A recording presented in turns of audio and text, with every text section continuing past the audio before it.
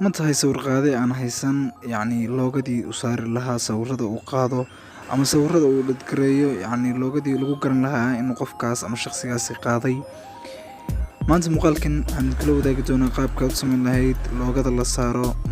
sawirada aad qaaday ama muuqaalada yani aad sameynay sidoo kale sida xagga sare oo kale in ay ku leedahay muuqaal sida calaamadana oo kale marka maanta waxaan idinla wadaagayaa muuqaalkaas insha Allah isleeyahay waa laga faa'iidi doonaa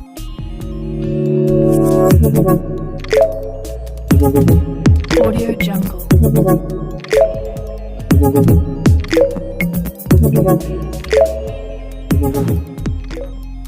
waxaan isticmaali doonaa application lagu magacaabo Pixel Lab runaantii application-kan ma la wax dhiba ama kaaga baahan inaad yani